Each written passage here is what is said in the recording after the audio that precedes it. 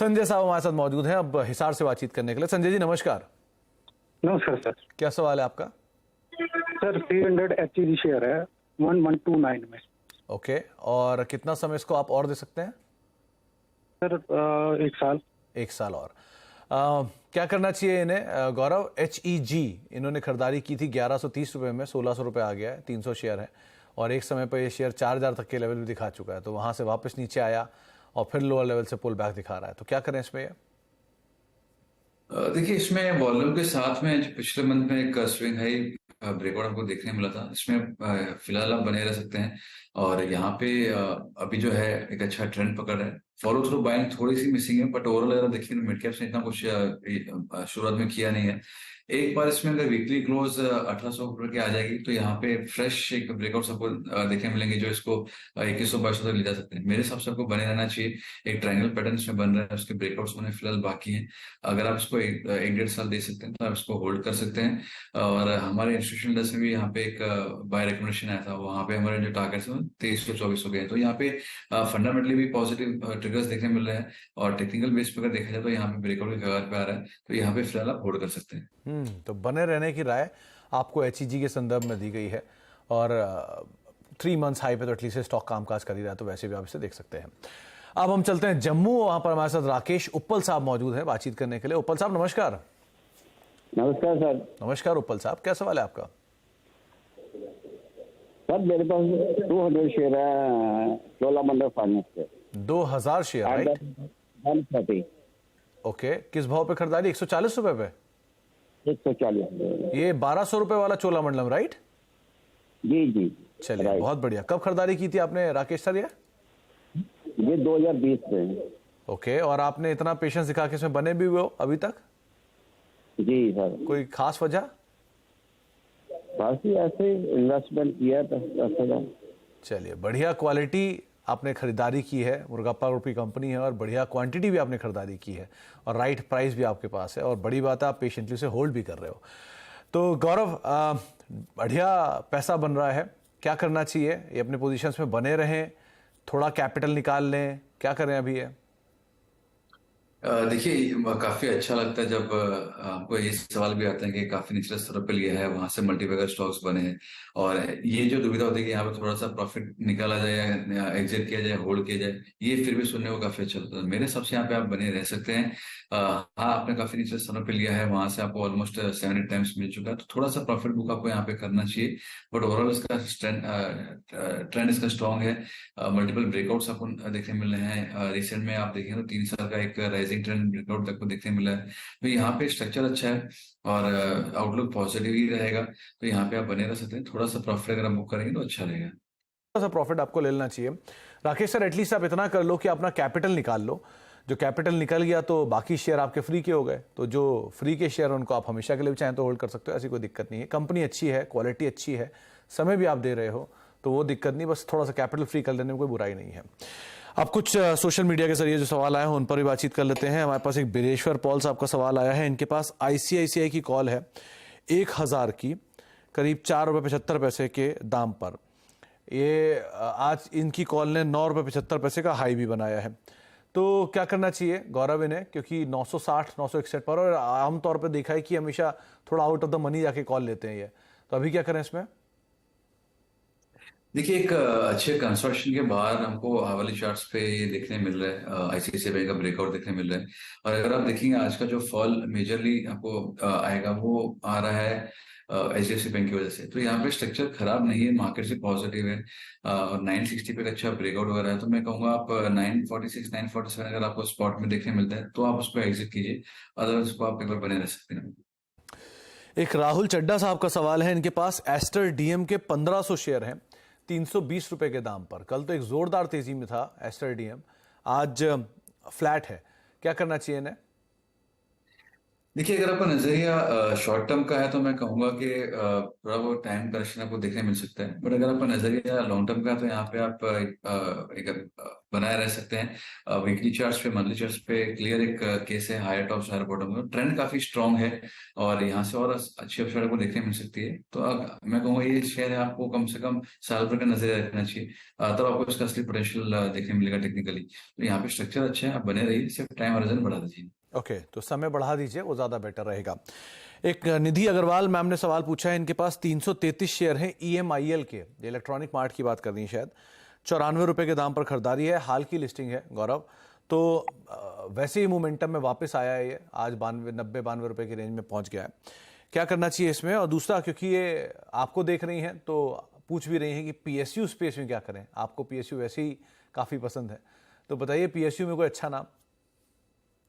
देखिए, पहले मैं EMI की अगर बात करूं तो रिसेंट लिस्टिंग है, मुझे स्ट्रक्चर इतना कुछ नजर नहीं आ रहा है, टाइम फ्रेम भी काफी कम नजर आ रही है, तो मैं इस पे प्रॉपर टिप्पणी नहीं कर पाऊंगा। लेकिन एक स्विंग ब्रेक जो देखने मिलते हैं वो 81 के थे, तो अगर आपके पास है तो आप 81 के स्टॉप लॉस से होल्ड कर सकते हैं। रही बात PSU थीम की, तो मैं काफी ज्यादा बुलिश हूँ और मैंने मल्टीपल चैनल्स पे, सोशल मीडिया पे मैंने हमेशा कहा है कि I am very aggressively bullish. मुझे लगता है कि 1.5-2 साल के लिए काफी अच्छी अपसाइड आपको देखने मिल सकती है। लेकिन मैं शॉर्ट टर्म के लिए उतना बुलिश नहीं हूँ PSU थीम पे, बिकॉज मुझे उसका असली पोटेंशियल 1.5-2 साल के लिए नजर आ रहा है।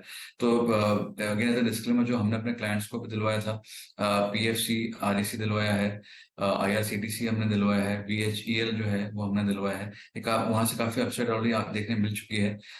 PSU बैंक अगर देखें, अगर आप रख सकते हैं 1.5-2 साल, तो PNB अच्छा लग रहा है। हमने अराउंड 50-52 पे दिलवाया था, वो उधर ही आसपास में ही ट्रेड कर रहा है, उतना नहीं चला है।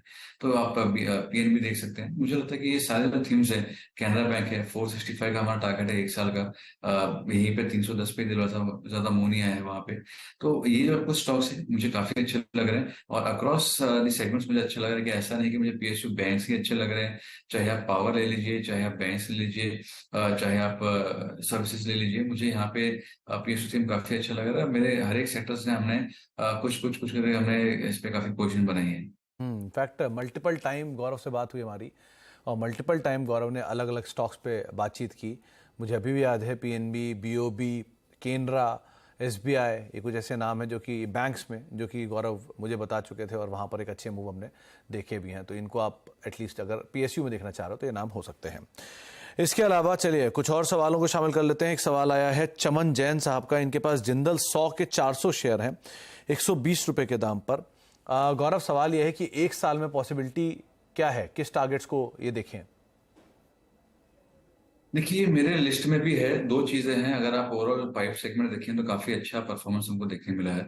अगर आप स्टॉक स्पेसिफिक अगर देखेंगे तो यहाँ पे जो इसका हाई बना था 2008 जनवरी में, वो उसके अंदर ये ट्रेड कर रहा था। तो अगर आप 225 का जो इसका हाई था, उसके बाद में स्टॉक ने पिछले 15 साल में कुछ एग्जैक्टली किया नहीं। हाँ, आपने ये कह सकते हैं मैं नीचे में बाई किया, अभी ऊपर में एग्जिट किया, वो एक अलग बात है। लेकिन अगर किसी ने 2008 से अगर देखा हो तो हाई क्रॉस नहीं है, अब जाके मंथली चार्ट में ब्रेकआउट आया है, सस्टेन हो रहा है, तो यहाँ से वो काफी बड़ी अपसाइड आपको देखने मिल सकती है। मैं अगेन कहूंगा आप इसको साल भर के लिए प्ले मत कीजिए। ये अगर आप 2-2.5 साल के लिए, तो स्टॉक जो है यहाँ से आपको इजिली 20-30% CAGR अगले 2-3 साल के लिए आपको दे सकते हैं। इसके अलावा एक सवाल जो है वो पूछा है अमित जी ने, इनके पास स्ट्राइड्स फार्मा के 100 शेयर हैं 399 रुपए के दाम पर। गौरव, न्यूज़ भी आया और buy on rumour sell on news हुआ आज, क्या करना चाहिए इन्हें? देखिए, इसमें बने रहिए। हमने अपने क्लाइंट्स को भी एक रिपोर्ट के माध्यम से 400 पे ही बाय करवाया था। जो मेरे लक्ष्य मैंने दिए हैं उसके लिए वो 600 से 700 के हैं, जो 12 से 18 महीने का मेरा लक्ष्य है। तो शॉर्ट टर्म के लिए अगर कहा जाए तो मैं कहूंगा प्रॉफिट में निकल जाइए। 480-485 का हर्डल है। लेकिन अगर आप साल 1.5 साल रख सकते हैं तो मुझे लगता है कि ये टेम्पररी ब्लिप है जो आज हमको देखने मिला है। ओवरऑल स्ट्रक्चर्स का अच्छा है। अगर आप इसके वीकली चार्ट्स देखेंगे तो डबल बॉटम फॉर्मेशन हुआ है, नेकलाइन के ऊपर सस्टेन कर रहा है कंफर्टेबली, वॉल्यूम पार्टिसिपेशन अच्छा है। तो यहाँ से आपको अच्छी अवसर 600 से लेकर 700 तक आपको देखने मिल सकती है। तो इसमें बने रहिए। शॉर्ट टर्म के लिए है तो प्रॉफिट बुक कर लीजिए। अवधि प्रॉफिट बुक कर लीजिए, मध्यम से लंबी अवधि बने रही है, ये आपको राय दी गई है। सनी साहब पूछ रहे हैं, इनके पास द्वारकेश शुगर के 438 शेयर हैं 94 रुपए के दाम पर, क्या करना चाहिए गौरव इन्हें? देखिए ओवरऑल स्ट्रक्चर अच्छा है। मल्टी ईयर ब्रेकआउट हमको देखने मिला था 80 के आसपास में, बट उसके बाद में स्टॉक ने कुछ किया नहीं है। एक ब्रेकआउट का रिटेस्ट ही हुआ है, तो आप 80 का स्टॉप लॉस लगा लीजिए। यहाँ पे टाइम करेक्शन हो सकता है, मुझे लगता नहीं कि बड़ा प्राइस करेक्शन आपको यहाँ पे देखने मिलेगा। बट ये टाइम करेक्शन कितने समय तक रहेगा फिलहाल बोलना मुश्किल है, शायद 3-4 महीने यही रेंज में ही रहे।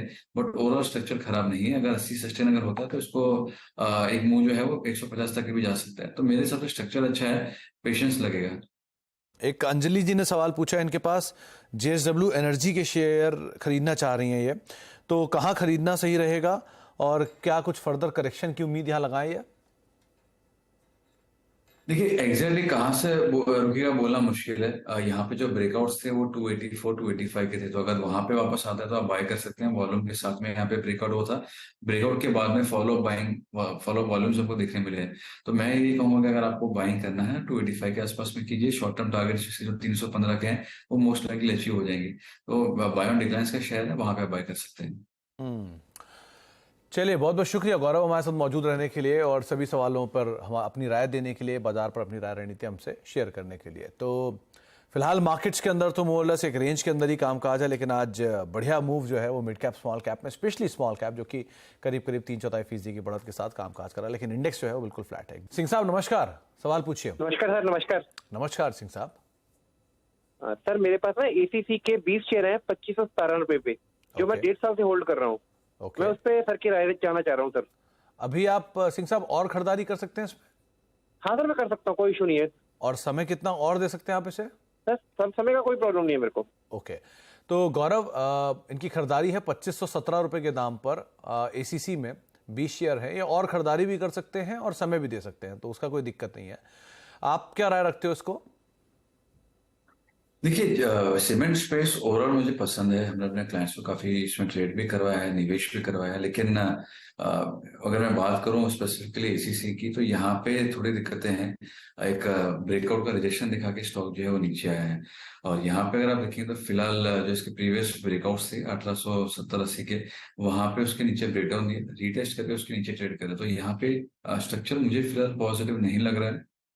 आप जो प्रीवियस इसका स्विंग लो है 1650 पर, अगर उसको आप स्टॉप लॉस बना के होल्ड कर सकते हैं अगर मोमेंटम यहाँ से अच्छा देखने मिल जाए।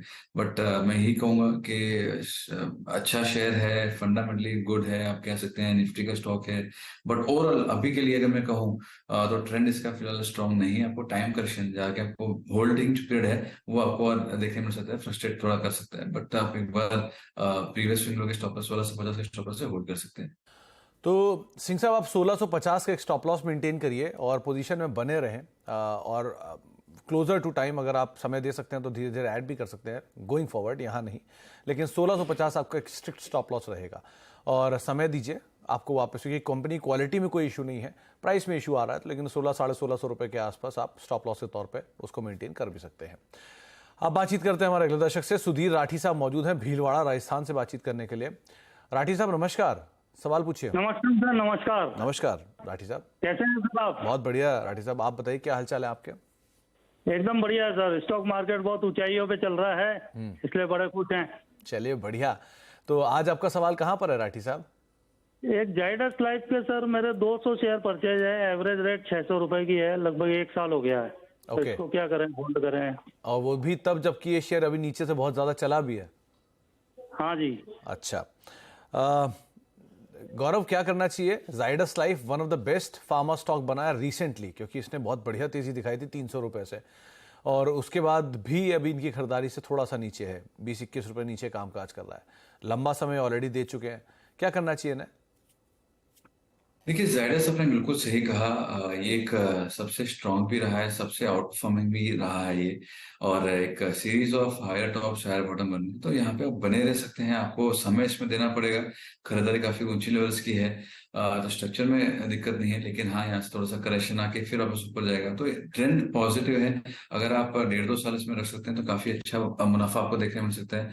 लेकिन आप सोचे कि मुझे अगले 2 या 3 महीने में मिल जाए, वो थोड़ा मुझे मुश्किल लगा। देखिए मैं I am very bullish on pharma overall, और हमारे जो मैं जो प्रेजेंटेशन मैं दे रहा हूँ सभी बाय साइड में या हमारे एचएन क्लाइंट्स को, वो यही है कि फार्मा जो है एक प्रिफर्ड थीम है और काफी अच्छी अपसाइड आपको देखने मिल सकती है। तो वो लिहाज से अगर मैं कहूँ तो अगर फार्मा अच्छा है तो जो आउट परफॉर्मिंग स्टॉक है वो बाय डिफॉल्ट अच्छा करेंगे।